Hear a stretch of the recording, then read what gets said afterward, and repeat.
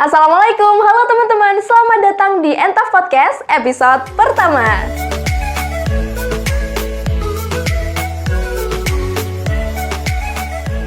Halo teman-teman, selamat datang di Entaf Podcast SMK Entrepreneur Tafid, SMK Konten Kreator Berakhlakul Karimah. Di sini kita sudah ada dengan bintang tamunya yaitu Gus Abdurrahman SSMPD, Kepala Sekolah SMK Entrepreneur Tafid. Gimana Gus kabarnya? Alhamdulillah baik. Nah, ini ya Gus, saya sedikit cerita. Untuk awal saya mendengar nama SMK Entrepreneur Tafid. Ini kan dua kombinasi yang berbeda ya, entrepreneur dengan tahfidz.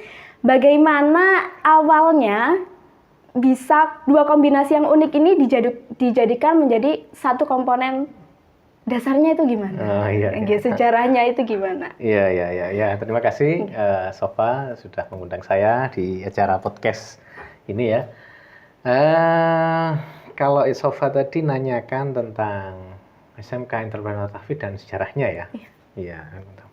Ya, jadi karena SMK Entrepreneur Tafid ini dihitung masih baru ya, mungkin kita bisa masih menyampaikan masih melulusan kedua ya. Iya. Sofa lulusan kedua kan ya? Saya lulusan kedua.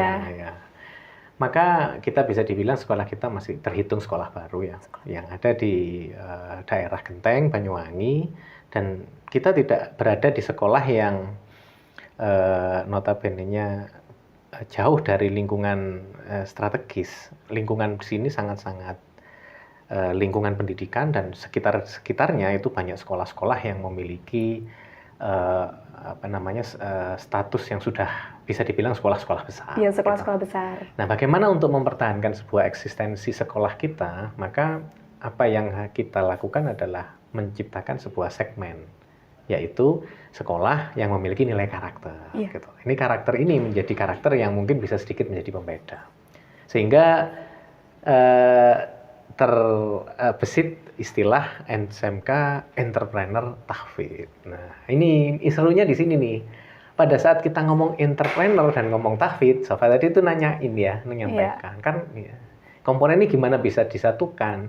Jika Sofa nanyain gimana bisa disatukan kan jadi pertanyaan itu kan aneh ya. Iya. Aneh. Pada saat kami di pesantren, waktu kami mondok, kiai-kiai kita juga menempuh ilmu pendidikan agama, maka kita melihat satu keniscayaan untuk saat ini, ya, di mana budaya pesantren itu sudah mengalami sebuah pergeseran. Jadi dulu itu anak-anak pesantren, anak santri itu betul-betul dituntut untuk tirakat, untuk mempersedikit aktivitas keduniawian ya, lebih banyak dia banyak ngaji dan lain sebagainya. Nah, untuk sekarang ini sudah akan mengalami sebuah pergeseran. Anak sekarang kecenderungannya orang tua bertanya, loh kalau anaknya saya mondok belajar di pesantren nanti mau jadi apa, gitu. Nah, dibarengi dengan sebuah fakta bahwa jika seseorang yang ada di pesantren atau ingin belajar di pesantren, tapi nanti dia tidak memiliki sebuah skill kecuali mengaji, maka muncul sebuah pertanyaan. Kamu mondok, kamu belajar di pesantren, kamu belajar ngaji, terus setelah itu kamu menguasai semua ilmu itu, terus kamu nggak punya skill kerja, kira-kira kamu akan bekerja dengan apa? Dengan kemampuan apa? Dengan kemampuan apa?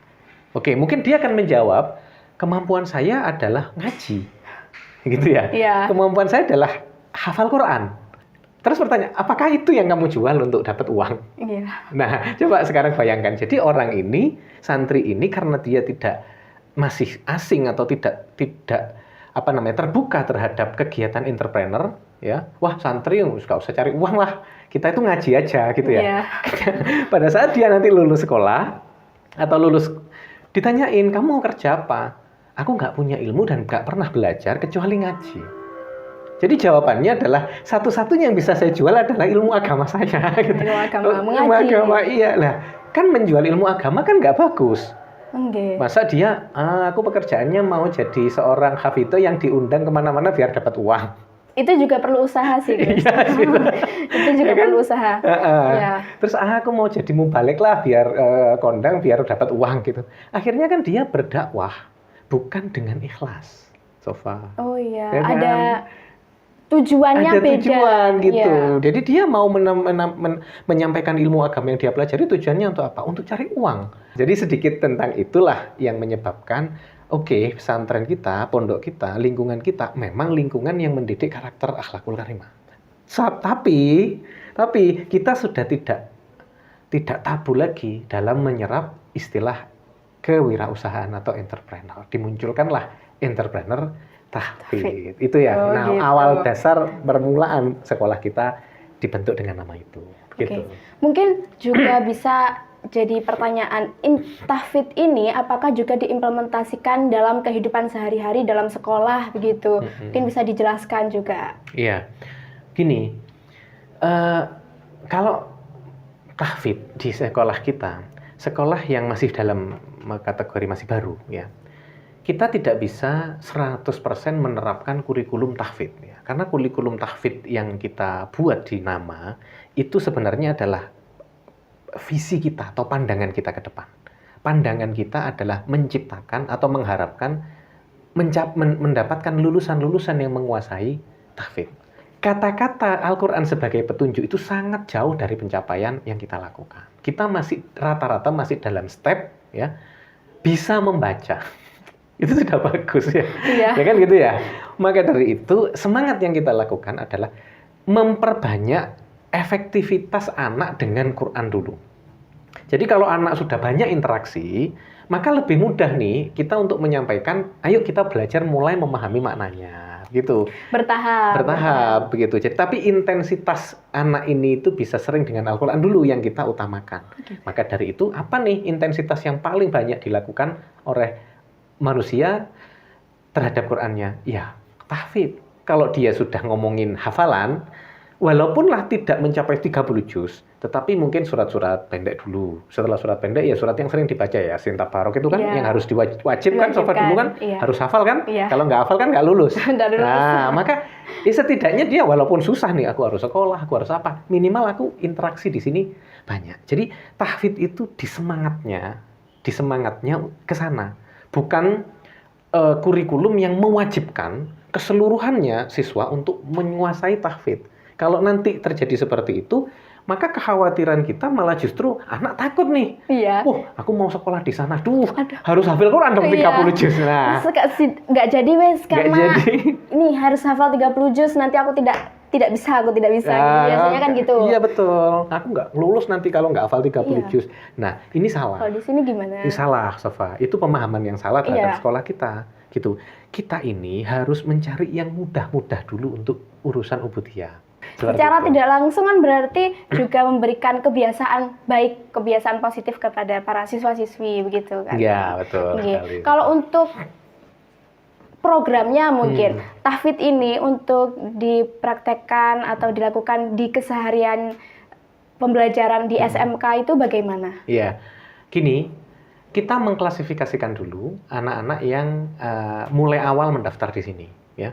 Dan kita menerima semua siswa ya yang walaupun minatnya sekolah di kita adalah aku kepengen jadi konten kreator nih. Nah, gitu ya. Konten kreator yang berkarakter Islam itu kayak gimana? Coba kan gitu ya. Iya. Oke lah, aku di sini nggak minat lah sebenarnya tahfidznya aku. Tapi aku mau belajar di sana. Ini sama dengan kita mengundang orang ya untuk sesuatu yang menyenangkan ya. Padahal di dalamnya nih ya ada tuntutan lain sebenarnya kan, tuntutan yang secara pelan-pelan dan implisit kita wajibkan. Nah, oleh sebab itu kita mesti harus mengukur potensi atau kapasitas kemampuannya. Ada anak semangat untuk sekolah, semangat jadi konten kreator, tapi aku nggak bisa ngaji. Bahkan alif ba ta nggak bisa.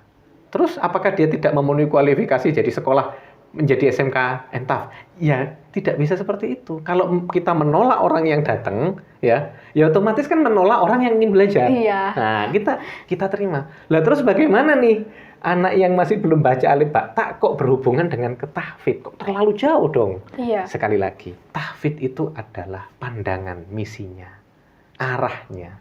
Kamu harus menjaga setidaknya dalam 1 bulan, dalam 1 minggu, dalam mengikuti kurikulum yang sudah berjalan ini, dia bisa menyelesaikan proses sampai nanti kelas 3, tetap wajib sampai menghafalkan ayat-ayat, surat-surat tertentu yang diwajibkan sebagai persyaratan kelulusan. Iya. Jadi jawabannya adalah berbeda-beda, tergantung tingkatan.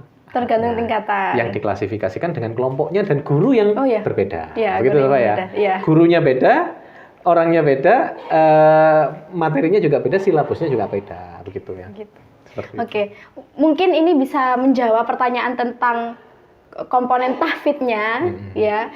Kalau sekarang kita bakalan pindah ke konten kreator atau entrepreneurnya. Iya. Mungkin ini juga menjadi pertanyaan. Sebagai sedikit cerita juga, saya dulu masuk sini karena juga minat dengan entrepreneurnya, gitu. Kayaknya saya ada bisa melihat masa depan nih dengan nama entrepreneur ini, gitu. Mungkin juga bisa diceritakan bagaimana entrepreneur atau konten kreator tadi bisa membangun sebuah nama SMK ini. Sama seperti bagaimana kita saat ini melihat Sofa. Kita melihat itu dengan pandangan kebanggaan. Pada saat kita di sekolah kita, ya, anak-anak itu merasa muda dan merasa nyaman dengan sudah dalam zonanya, ada orang tua, ada apa, dia tidak mengasah skill dan kemampuannya, dia tidak sadar terhadap tuntutannya, maka dia harus memastikan bahwa aku tidak dicetak untuk jadi orang yang besar. Karena aku nggak ada pembelajaran memproses ke sana. Iya. Aku loh nonton drakor aja enak, di rumah makan, ikut orang tua, minta. Terus kira-kira nih, aku ditakdirkan nggak untuk jadi orang hebat nih? Kan begitu kan? Belum tentu. Belum tentu. Ya sulit, Seva, karena kemudahan, usrinya, sulitnya, dia akan dibarengi bersamaan dengan itu, ma'al yusronya. Apa itu? Sulitnya kita dalam kondisi tertentu, setidaknya itu memudahkan kita untuk belajar. Iya. So, carilah tantangan kesulitan itu. Karena dengan tantangan yang semakin berat, hidup semakin sulit. Kok sulit? Kok cari toh. Kamu lo enak-enak aja hidupmu. Iya, karena aku ingin mudah dalam belajar. Kita hubungkan sekarang dengan entrepreneur. Pada saat entrepreneur ini dimunculkan dan kita pikir, apa nih yang memudahkan anak-anak ini? Setidaknya mereka itu terpicu atau terdorong untuk menjadi generasi berwirausaha. Loh, pertanyaannya kenapa wirausaha? Karena SMK itu kan di bawah Dirjen Vokasi, ya. Lulusan kita ini setidaknya harus ada di antara 3 karakter, ya kan? 1, mereka istilahnya BMW ya. Mereka harus bisa bekerja itu pasti, apalagi SMK ya. Lulusan kita tidak dicetak untuk menjadi seorang ilmuwan, ya kan? Tapi menjadi seorang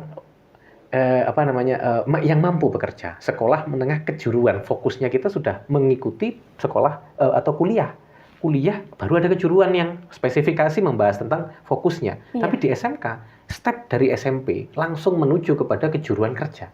Makanya tidak ditaruh di dalam ditaruh di dalam Dirjen Vokasi. Fokusnya ke vokasi sama seperti yang di PLK ya. Modelnya kejuruan langsung. Oke. Kalau mereka targetnya bekerja. Pertanyaannya apakah ada lapangan pekerjaan terus? Gitu. Kalau iya, maka seharusnya daya serap nggak ada nih anak kuliah yang nganggur sekarang harusnya nih. Ya. Apalagi sekarang beritanya banyak sekali anak kuliahan yang nganggur. Masalahnya Sofa adalah informasi yang yang ke saya adalah SMK termasuk dari salah satu penyumbang pengangguran terbanyak. Iya, itu SMK. Malah SMK ya, padahal SMK ini adalah sekolah kejuruan. Seharusnya lulus bisa langsung benar-benar kerja. Tapi kalau di SMK ini untuk pengaplikasiannya? Ya, makanya kan ada tracing study ya. Arahnya nanti kita membahas ke sana. Tetapi yang sekarang kita fokuskan kepada anak itu harus bisa bekerja. Oke, itu sih level yang menurut saya level yang paling rendah untuk bisa bekerja. How to be employee kan gitu ya. Aku mau sekolah di ENTAP biar bisa bekerja. Ya, maka aku harus bisa jadi seorang karyawan. Kan begitu kan? Kok kurang mulia banget ya, gitu ya. Coba kayak dipikir ya, kenapa sih kok nggak mulia banget nih, gitu ya. Itu salah, jangan berpikir seperti itu. Bekerja itu adalah step pertama dari step kedua yang kamu bisa akan lakukan nanti. Loh, kalau kamu nggak bisa bekerja, nggak memenuhi kualifikasi bekerja lo ya, bukan nggak mau bekerja, Iya, paham, Jangan paham. salah paham. Ini yang sering kali salah paham ini fatal kesalahan paham. Ini harus dibenahi cara pikirnya ya. Orang mau masuk di SMK ya, oke biar bisa bekerja. Ngapain sekolah tinggi-tinggi kalau cuma bisa jadi employee bekerja? Banyak orang yang nggak sekolah dia bisa bekerja, kan begitu ya? Iya. Jangan salah pikir. Step itu pikir paling rendah dulu. Kalau kamu sekolah bisa bekerja, artinya kamu memenuhi kualifikasi bekerja, bukan berarti kamu mau bekerja. Bener. Iya kan? Aku bisa bekerja. Ayo, aku ngelamar lo mesti diterima. Aku punya portofolio karya yang banyak loh. Selama aku di Entaf, mulai dari kelas 1 sampai kelas 3, nih tak tunjukkan, ini karya saya.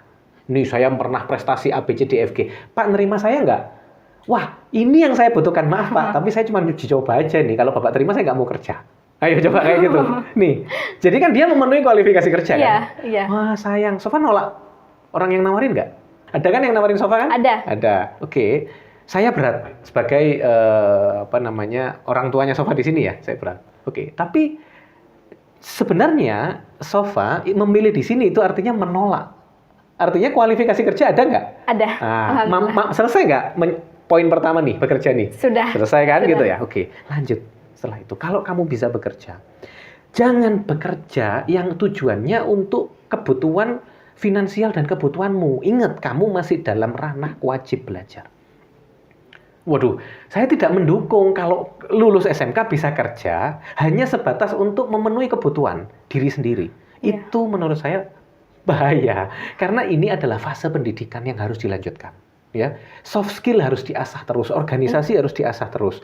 Ya, komunikasi dengan level pendidikan yang lebih tinggi harus diasah terus. Jadi wajib bagi saya nih, Iya. harus melanjutkan. Nih, jadi bekerja dan melanjutkan. Iya. Oke, tapi melanjutkan ini hubungannya nanti dengan kemampuan finansial orang tua. Benar. Sehingga tidak semua orang tuanya mewajibkan melanjutkan. Loh, masa mau dipaksa? Bu, anaknya nih saya stressing study kok nggak ngelanjutin? Apa sampean mau membiayai? Lah kan repot. Iya. Begitu kan? Saya kepingin anak ini segera bisa bekerja biar membantu adik-adiknya. Loh, beda lagi. Saya kepingin anak ini bisa bekerja biar bisa membantu saya sudah tua. Bener, itu bagus. Maka bekerja tadi adalah momentum untuk mengerjakan atau melaksanakan sesuatu, mengasah kemampuan, mengasah skill, tapi secara implementasi mereka sudah dapat dari pekerjaan nyata, barengi dengan melanjutkan pendidikan, gitu ya. Jadi itulah kenapa pada saat kita ngomong masalah melanjutkan, tujuannya hanya satu, untuk meningkatkan kapasitas soft skill dia di depan. Nah, oleh sebab itulah pandangan saya langsung yang terakhir. Karena kalau kita terakhir, kita capai, misi kita di terakhir, setidaknya ini hanya batu pijakan untuk menuju ke sana. Itu. Kalau Sofa punya, aku harus haji, ya, maka pandangan Sofa menghajikan orang tua, itu berarti sudah melalui aku harus sukses, aku harus punya uang, aku itu sampai lewati semua. Tapi kalau Sofa punya uang belum tentu targetnya bisa menghajikan orang tua. Iya benar. Kan gitu kan? Iya. Targetnya kita entrepreneur. Kamu harus bisa jadi wirausaha. Kalau kamu bisa jadi wirausahawan, kamu itu wira itu artinya berani. Usaha itu artinya usaha. Jadi kalau orang tuanya wirausaha, sebenarnya orang pekerjaan itu adalah berani melakukan usaha sendiri. Syaratnya, kamu melakukan kewirausahaan yang sukses, itu kamu harus memiliki soft skill yang bagus, pengalaman organisasi yang banyak, relasi yang baik, dan profesional di bidangnya. Dunia kerja entrepreneur itu cuma ada dua syaratnya. Satu, dia punya relasi, dia punya teman, dia punya orang yang percaya sama dia, dan dia punya profesional, punya sebuah kemampuan khusus, skill khusus yang dia itu bisa ketemu dengan lingkungannya dan membutuhkan itu. Iya. Kalau dia pintar, luar biasa ilmunya, dia nulis mungkin sangat pintar, tapi nggak ada yang tahu. So, dia masih laku nggak? Enggak. Dia punya banyak teman sekali, wah kebruk-bruk kesana kesini, dia fun, makan bareng-bareng sama teman gitu ya. Tapi temannya nggak ada yang membutuhkan jasanya dia, karena dia nggak punya skill apapun. Cuma ngobrol ke sana, ngobrol ke sini, nonton film A, nonton bioskop katakanlah, nggak ada. Aku HP ku rusak nih contohnya. Siapa yang bisa memperbaiki ya? Itu bukan dia. Iya. Aku butuh nih ada host di rumahku, ada acara ulang tahun. Itu juga bukan dia. Lah terus dia ngapain gitu ya? Oke ya. Dan syaratnya dua itu diperoleh dari satu. Kalau soft skill, relasi, peroleh melalui melanjutkan kuliah. Karena beda segmennya Sofa. Teman SMK, teman SMA, sama teman kuliah nggak sama. Nggak sama, levelnya beda nih. Levelnya beda. Level edukasi mereka, level tingkat pemikiran mereka, level jaringan mereka lebih beda dengan teman-teman SMA. SMA frame-nya ini masih having fun, masih apalah, karena dia belum tertuntut untuk nikah kan, masih muda, 17 tahun kan, masih kebebasan, lingkungan yang negatif, bisa jadi begitu. Maka kalau kamu berhenti di kumpulan itu, penuh bahaya nih malah nih gitu loh. Jadi mahasiswa aja masih bahaya loh kadang gitu kan. Jadi ke sana. Tetapi implementasi kerja berorganisasi tidak harus memilih kampus-kampus yang besar. Karena yang organisasi di kampus-kampus tertentu yang di sini juga nyambi di pekerjaan, itu menurut saya lebih dapat dua-duanya. Karena dia apa? Langsung berorganisasi, nyata langsung kerjanya, ilmunya nampak, tidak teoritis ya, plus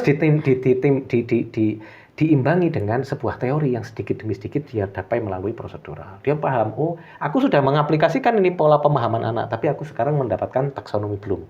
Aku dapat teori pendidikan. Oh nyambung nih. Kan lebih enak dia itu menanyakan ini apa, lalu ada teori, daripada teori muncul, ini maksudnya gimana sih? Iya, gitu. Kalau beda kan, cuma saya tanya nih ke Sofa nih. Sofa belajar nih matematika tentang sin costan. Oke, implementasinya dalam dunia nyata apa? Kalau Sofa bukan seorang arsitek, bukan apa, tapi kan wajib nih belajar nih. Iya, wajib belajar. Terus buat apa ya kira-kira? Kan nggak nyambung kan, sehingga lupa. Coba Sofa dibalik nih belajarnya. Kita itu tertrigger dulu untuk mendapatkan satu kasus, lalu nanya. Oke, saya analogikan terakhir. Sofa jalan ke satu tempat.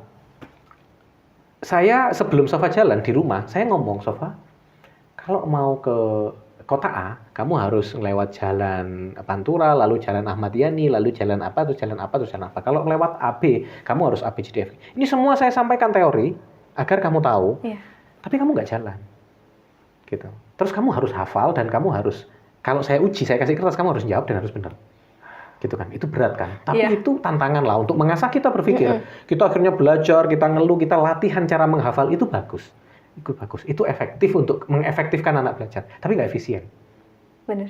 Yang efisien gimana? Sofa, kamu kemuncar lah. Katakanlah saya bilang kota ya, kamu kemuncar sekarang. Tapi saya nggak tahu jalan, Gus. Berangkat toh. Nanti kamu tanya, oke, Sofa keluar naik bis aja bingung. Iya. Ini kemana gitu kan? Aku dapat kasus tapi aku nggak tahu dasarnya. Oke, sekarang saya dapat dasar. Kamu kesini loh. Nanti kamu kesini. Kamu pulang hafal udah. Hafal karena apa? Kamu yang kamu hadapi, kamu menemukan satu kasus, benar-benar kamu butuhkan, lalu kamu dapat ilmunya untuk memanfaatkan itu. Itu yang saya maksud. Belajar kerja dulu. Kamu dan ketemukan sebuah kasus yang ada di lapangan, didukung dengan teori-teori yang kamu peroleh melalui pembelajaran. Langsung dipraktekkan. Kuliah. Gitu. Ya. Jadi seperti itu, Safa ya. Iya. Ternyata kita mengobrol sudah kurang lebih 30 menit. Oke. Tidak terasa ya. Alhamdulillah. Ya, ini mungkin sebelum closing ada harapan-harapan mungkin untuk siswa-siswi pemuda-pemuda SMK ataupun seluruh siswa-siswi yang ada di Indonesia ini untuk apa gitu. Ya. Saya rasa tidak kapasitas saya ya. Saya ini kan hanya seorang santri yang kepingin mensukseskan sebuah mimpi kita sendiri ya dalam lingkungan yang kecil. Kita berorientasi memaksimalkan dulu dan memberikan sebuah servis yang baik kepada anak didik kita, karena harapan kita semua siswa yang hadir di tempat kita adalah amanah, kan begitu ya. Maka pada saat anak ini datang ke sini, ya kita hanya berusaha untuk memberikan sesuatu yang maksimal saja buat anak itu. Ya. Kalau sudah jadi orang, kalau sudah jadi sukses, tidak ada kata motivasi yang bisa mengalahkan satu inspirasi, ya gitu. Yeah. Ya, cukup Sofa jadikan bangga orang tuanya, adik-adik semua yang lulusan SMK kita seumpama. Sudah, jadilah orang yang hebat, tunjukkan sinarmu, tunjukkan karyamu, tunjukkan pengalaman dan ilmu yang sudah pernah peroleh di sini, dan tunjukkan akhlakmu, karena akhlak itu prestasi. Ya, nama buistu diutamima makarimal akhlak. Sehebat-hebatnya semua prestasi yang dimiliki sama kita semuanya, kita punya pimpinan Rasulullah yang beliau menyatakan sebenarnya aku itu diutus ini untuk menyempurnakan akhlak. Terus kita masih tidak memikirkan bahwa akhlak itu prestasi. Padahal sehebat apapun Sofa, sehebat apapun adik-adik lulusan, hebat, wis pinter luar biasa, konten kreator pinter, tapi suka bohongi. Kira-kira perusahaan, teman, lingkungan percaya nggak? Ya nggak akan. Kayak kehilangan rezekinya kan karena nggak memiliki akhlak.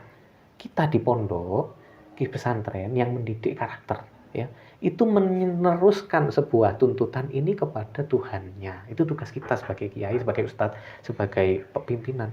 Ben opo Sofa, kalau sampean jadi pejabat besok, jadi orang hebat besok, ingat bahwa ngambil uang korupsi ini tidak diketahui orang itu prestasi. Karena pinter sampean mengatur dana biar nggak ketahuan orang. Iya. Tapi siapa yang kalau sampean masih mondok, masih tahu bakal ada hisab besok di akhirat, pasti dia nggak akan ngambil walaupun sedikit. Kenapa?